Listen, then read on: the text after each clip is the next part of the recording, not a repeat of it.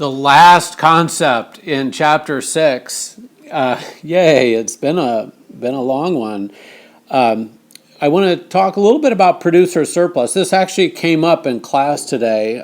Kudos to Kaylee for noticing this. Well, all of you, I'm sure, were right on it. I just talked with Kaylee about it.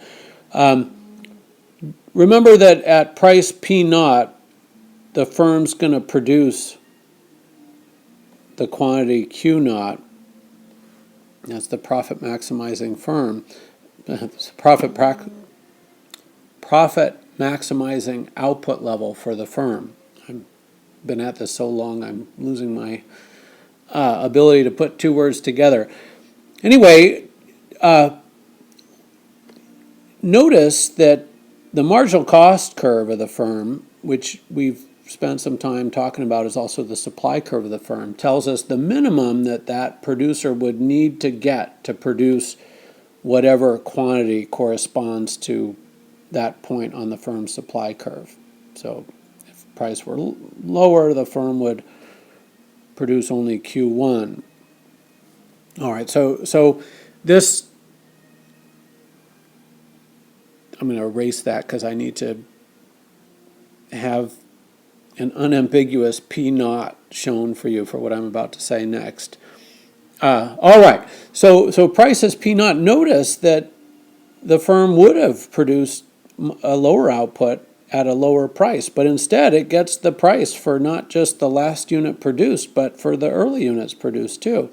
Well, the amount by which price is greater than the marginal cost at every single quantity, that's the producer surplus associated with that last unit of output. So if I were willing to produce my 100th unit of output for 40 cents, but I got $1 for it, I have 60 cents worth of producer surplus for that 100th unit of output.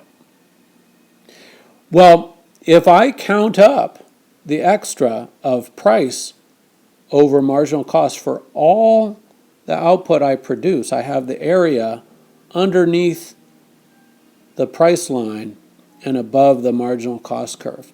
And we call that conceptually producer surplus. It's the amount more than the absolute minimum that would have been necessary to get that producer to supply Q naught worth to market. It's the amount more than the minimum necessary to get the producer to produce that much. So it's the gain in a sense for the producer because it participated in this market. It's a measure of the benefit to the firm, and it's different than profits. This was the point I discussed with Kaylee. It's actually the difference. Producer surplus. Let me give you another screen to tell you. Producer surplus is equal to total revenue. I'm going to have to back up a second. Total revenue is price times quantity is the area of this big rectangle here. So that's total revenue.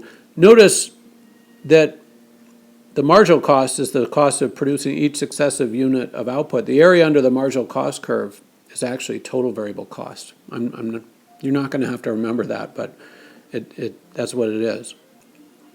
So producer surplus is equal to total revenue minus total variable cost. This is not going to be on any test at this level, but it's sort of handy to know. Another way to say it, producer surplus, I started writing profits. I don't need to write profits yet.